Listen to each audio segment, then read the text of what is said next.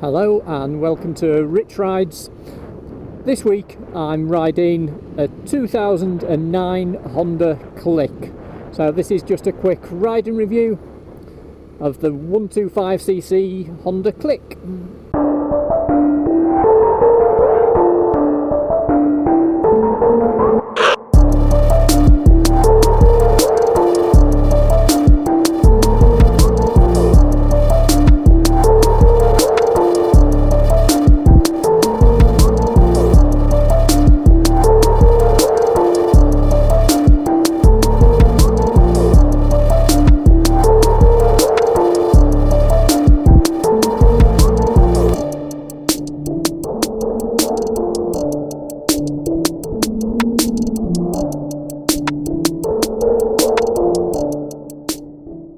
Firstly, let's talk about the looks of the bike. Even though this is a sort of 10-year-old bike, it still looks completely modern. The new versions have sort of LED lights and look a bit more funkier, but they're still pretty much the same. So I think it looks at a pretty strong point. It looks a nice scooter. So seating position, like both scooters, is fairly upright. This is sort of mid-size scooter, so it's not tiny, but it's not huge either. I've got a lot more room on this than the scooter I've been using for the last couple of months, which was a Yamaha Nuvo. I've done a review on that too. I'll put a link to that.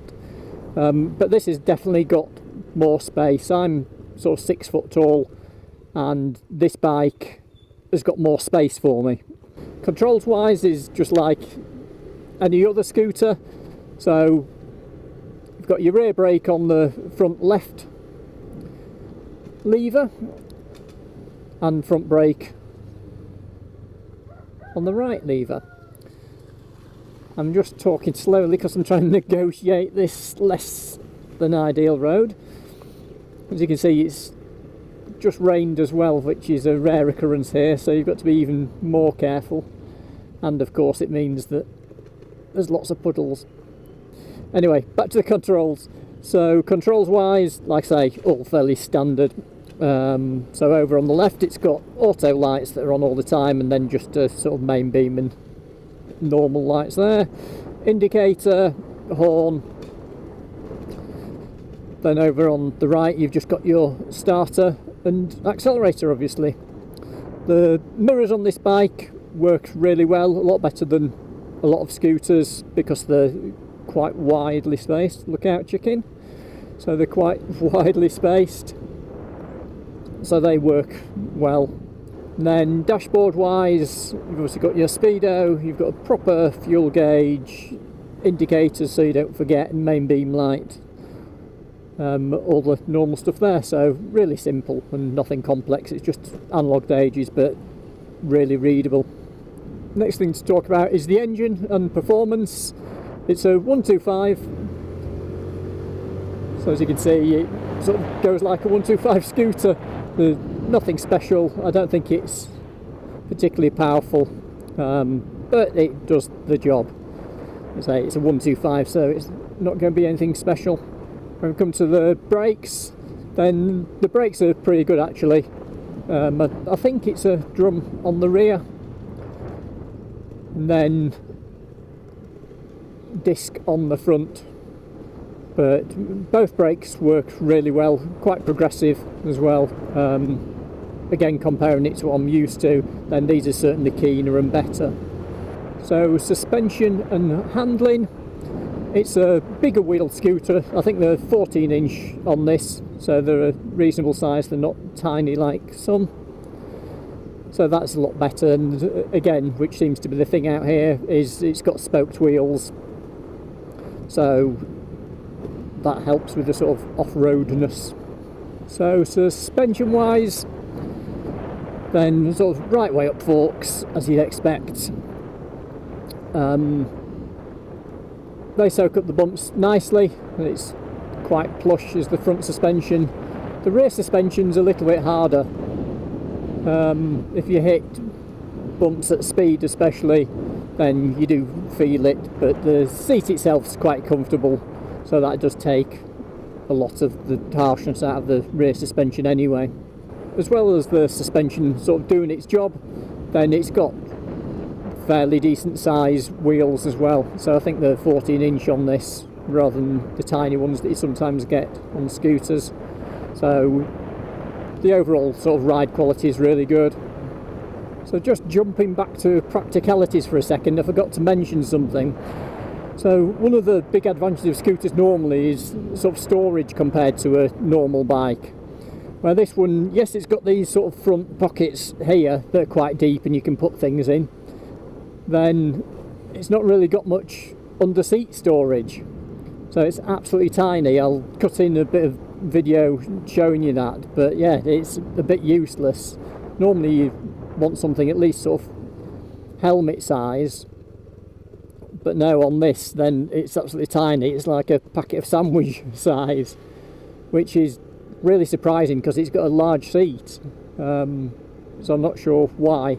It does have a fairly sensibly sized fuel tank though, and gets sort of over 100 miles per gallon, so I think you get a lot more range than some scooters. But of course the problem there is you then haven't got much storage, so you end up having to wear a backpack all the time. So on to my usual positives and negatives. Positives for me about this bike is the sort of space and comfort.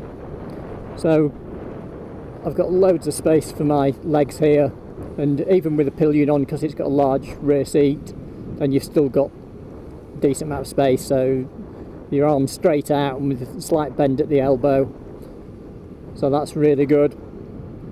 Secondly is, again, like most scooters, super easy to sort of ride. Anyone can jump on one of these and sort of feel at home, I think.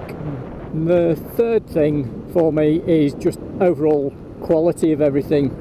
Then, although this is the same age as the sort of Yamaha that I normally ride, then this has fared way better. This still looks like a sort of newish modern bike, where the Yamaha looks a bit beaten up and things are faded. It's like all dashboard and all that kind of thing, things have faded a lot more. So on to any negatives. Few minor things. So as I said, the biggest one is probably the rear suspension. It's a bit crashy. The second thing, which is probably the biggest thing for me with this bike, is that lack of storage. I have noticed on the new Honda Clicks that they actually say on them Honda Click in helmet, and they do have a decent sized storage compartment. For me, it's one of the big advantages of a scooter, so by this not having that and having something that's a bit useless, then you may as well just have a normal motorcycle. But yeah, that's about it really. But in summary, I do think it's a really decent little scooter, this. Like I say, sadly let down by that storage, but yeah, I think it's a decent all-rounder, and for something like a sort of holiday trip where you just need something to get around, and it's a pretty good option if there's one or even two of you. So that's it for this week. I hope you found that little video useful, especially if you're sort of looking to go on holiday somewhere and are looking at different bikes that you can rent. Then hopefully some of these little videos I'm doing on these scooters are of use. So thanks again for watching. So do like and subscribe to the channel. Do all sorts of different motorcycle related videos.